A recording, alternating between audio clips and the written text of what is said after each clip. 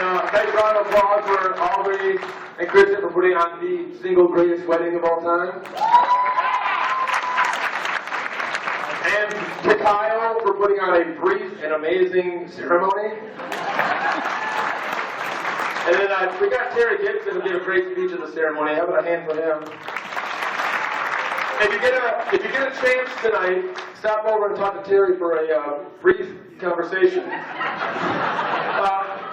If you get an opportunity, ask him who the #1 diehard Tigers fan is.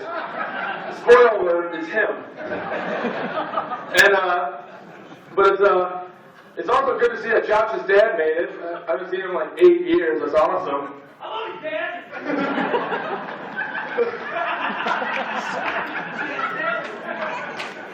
But in all seriousness, well, not in all seriousness, I may say something that'll probably take somebody off, and I won't do it on purpose, so I apologize now, I'm just an idiot. So, just put that out there. That's why AJ and I found each other.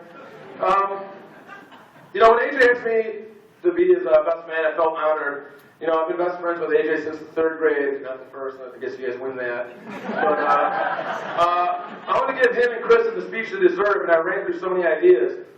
And AJ and I came up with this idea that I was just going to start roasting everybody, like a Comedy Central roast, but in a playful way.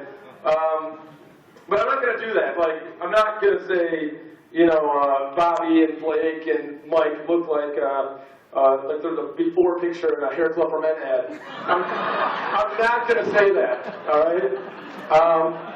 I'm not going to say that Stephen's face is as beautiful as a flower. Yeah, cauliflower. Yeah, I'm not going to say that, all right? I'm not gonna say Josh is, really, really handsome. There's no joke. I mean, just look at him. He's gorgeous. All right. I'm not gonna say, Kristen, if I said you two deserve each other, I'd be lying. You deserve much better. All right. I'm not gonna do that. So I'm not roasting anybody tonight. All right. I'm not gonna say that. So I figured, I'd have tons of stories to tell about AJ and myself and other people, and I could be up here for hours. Then AJ told me that Kristen's family was going to be here, and I was like, well, what am I going to say? So, I thought back to a couple things. So, here we go. I kind of typed this up this morning, just a brief thing. It turned out to be 3 pages. This might be long, I apologize. Terry knows what I'm talking about.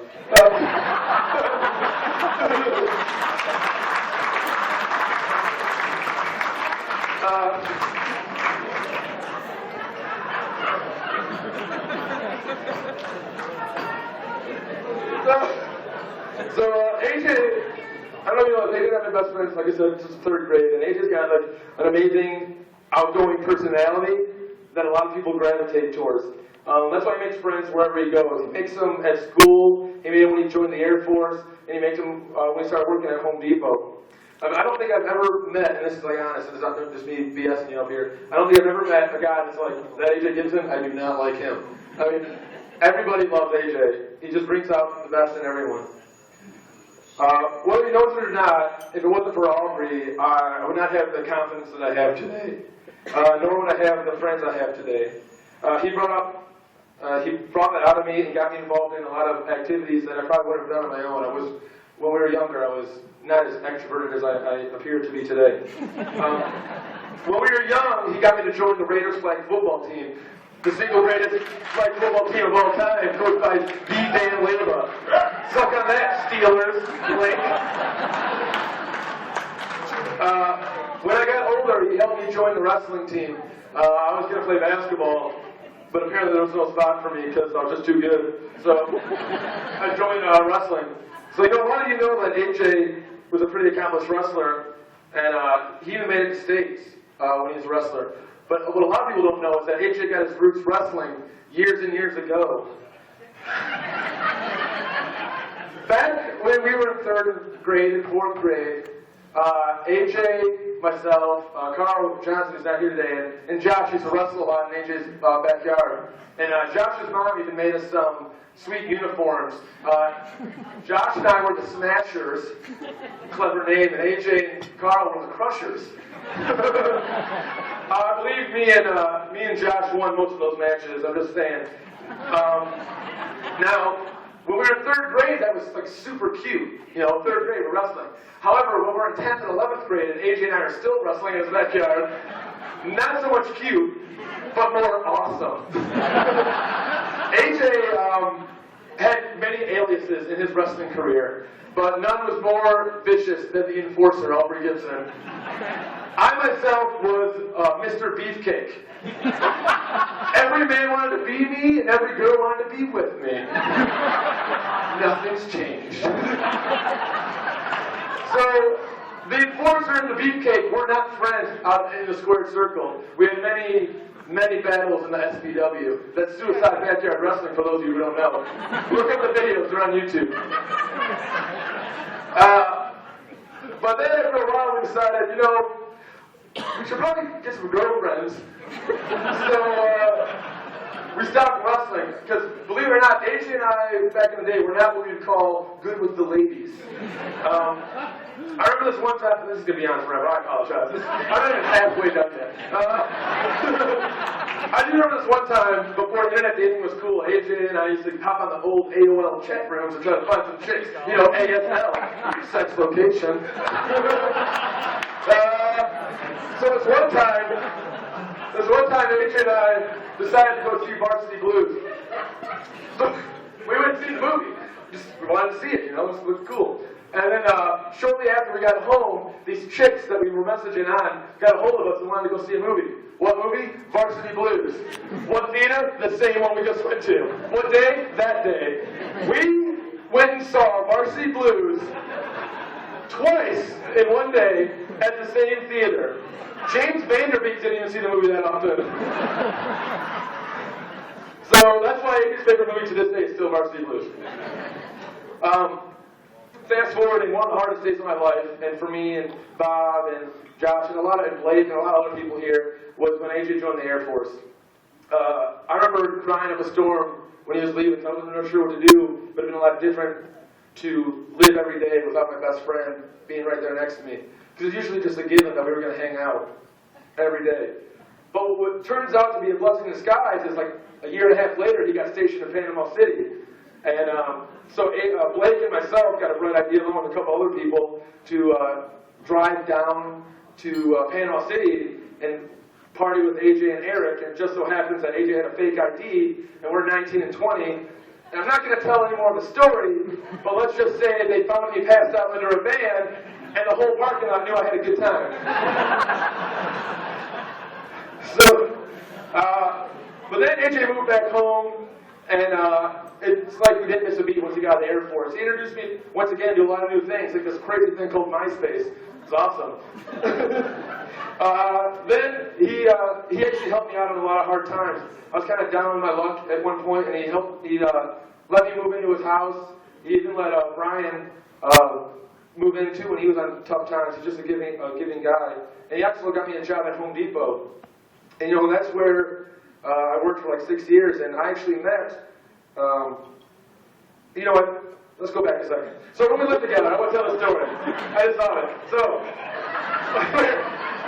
when we were living together, we used to party a lot, right? So we partied a lot, and one night we were having a party and drinking, like most good stories start out, and I, like most of the time I am to this day, want to go to bed early. But at least I had a house, so I wasn't passing out on a couch or something. So I went to bed. And then I woke up and I slowly opened my eyes. And who would I see next to me? AJ. Under the covers, looking right back at me. And I was like, AJ, what are you doing? He's like, what are you doing? I was like, why'd you call him to my bed? He's like, oh, it was an accident. I thought it was my bed. I was like, AJ, you had to crawl over me. I am right here. And then you tucked yourself under the bed, the covers, and then you opened your eyes the same time I did. So I guess the point of the story is, can we still sleep together? I promise, only heavy petting, maybe a little over the shirt stuff, that's it. Alright? Anyway, so because AJ got me a job at Home Depot, I actually met Kristen before they started dating. I came into Home Depot and I started working there. I went to their store. This was when they worked together, but they weren't dating or anything. And I met Kristen one day, and I talked to her, and she was not thrilled with me whatsoever. But, you know, I thought she was cute, so I asked AJ, I was like, hey, what's up with this girl? You know, I think it's like Chloe in her name. I said, what's this Chloe girl?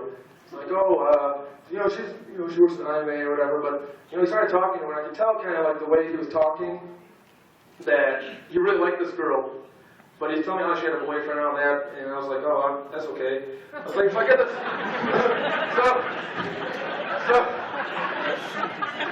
But I guess it turns out it's a good thing that I didn't try to pursue Kristen and try to date her. But now that I think about it, I don't know if AJ would have a problem dating a girl I dated.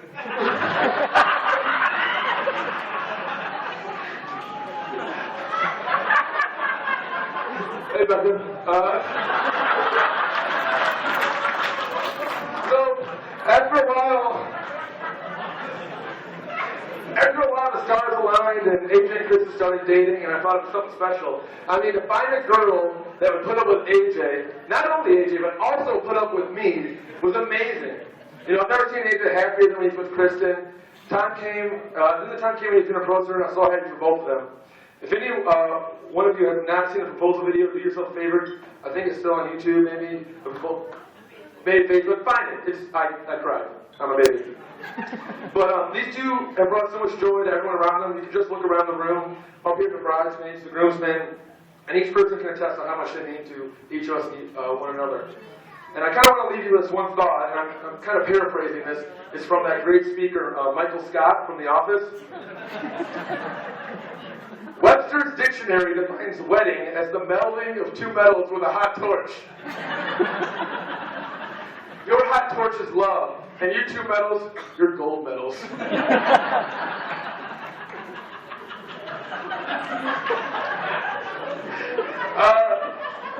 I guess, but in all serious,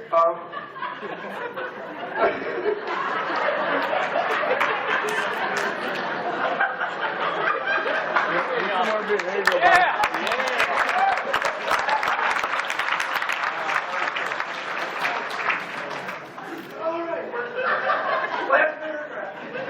Alright, but in all seriousness, AJ, you're the best friend that anyone could ever have, and you've been the best friend to me forever. And I just hope one day that I can be as good of a friend to you as you've been to me my whole life. And, so close! I'm so glad that Kristen and yourself found one another, and I love you both more than any of these words could possibly ever express, and I wish you the best on a long and happy future together. So everyone raise a glass before I start crying some more.